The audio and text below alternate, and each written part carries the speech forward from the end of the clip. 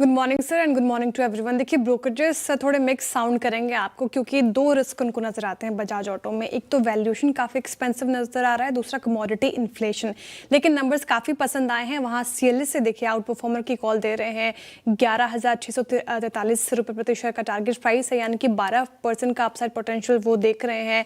Jefferies और Nomura भी hold and neutral हैं, थोड़ा कॉशियस साउंड कर रहे हैं, वो जो कारण मैंने बताया आपको। अच्छा, CLS से काफ़ी पॉजिटिव क्यों है वो समझ लेते हैं। तो उनको नंबर्स काफ़ी अच्छे लगे हैं। एबिटा मार्जिन अनुमान से 98 बेसिस पॉइंट ज़्यादा रहा, उनका मानना है। कमोडिटी इन्फ्लेशन के बावजूद अगर आप देखें तो मार्जिन्स मजबूत रहे हैं, ये इंप्रेस किया है। डोमेस्टिक टू व्हीलर इंडस्ट्री की ग्रोथ अच्छी लग रही है और फाइनेंशियल ईयर 27 के फर्स्ट हाफ में 7 से 9% ग्रोथ गाइडेंस दी है। और साथ ही नए लॉन्चेस की वजह से Bajaj auto market share gain करेगी, CLS का ऐसा मानना है, इसलिए काफ़ी बुलिश है। इतना ही नहीं, एक्सपोर्ट्स पे अगर आप देखें तो लगातार बढ़ा रही है company. 220,000 plus units per month run rate है और 20% से ज्यादा का साल दर साल ग्रोथ अनुमान भी लगाया गया है। आगे का आउटलुक भी स्ट्रांग नजर आ रहा है। Q1 में कमोडिटी इन्फ्लेशन बढ़ सकती है, लेकिन इसके बावजूद CLS का मानना है कि मार्जिन्स 20% बने रहेंगे।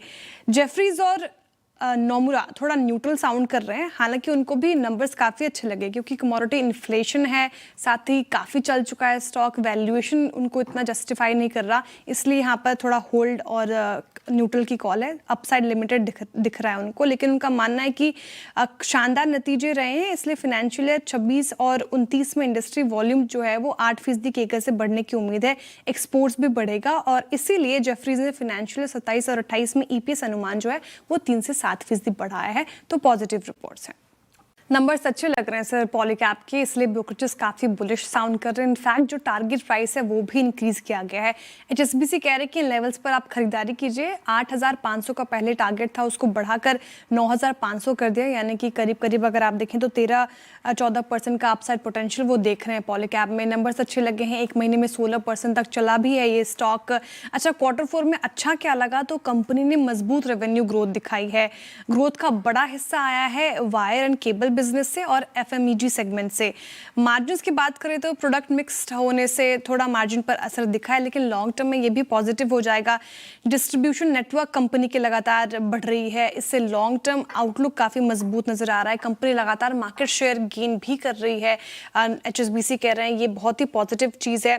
साथ ही आगे का आउटलुक भी काफ़ी अच्छा है क्योंकि भारत में मजबूत डोमेस्टिक डिमांड है।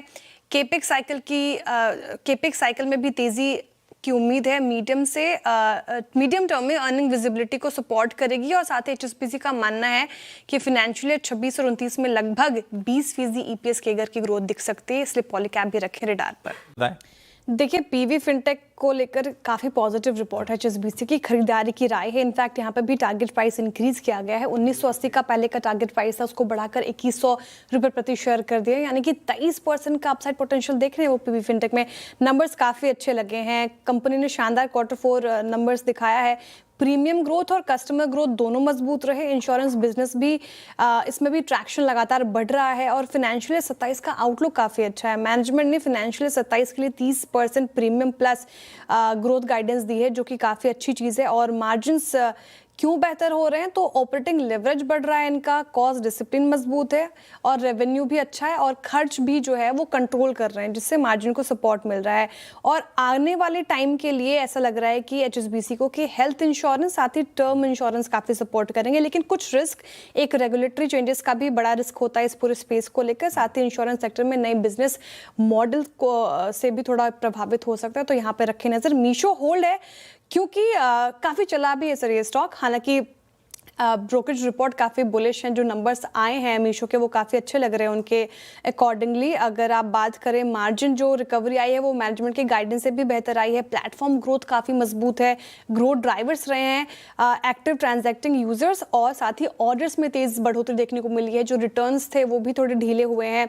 प्रीपेड ऑर्डर्स का मिक्स बढ़ा है, ऑर्डर इंटेंसिटी इंप्रूव हो रही है और साथ ही लॉन्ग टर्म मार्जिन्स को ड्राइव करने के लिए कई सारे फैक्टर्स हैं। एक तो कंपनी ने अभी तक एडवर्टाइजिंग वाला सेगमेंट अभी तक ठीक से यूज नहीं किया है, साथ ही कैश फ्लो भी पॉजिटिव हो जाएगा, इसलिए मीशो भी रखे रडार पर। ओके।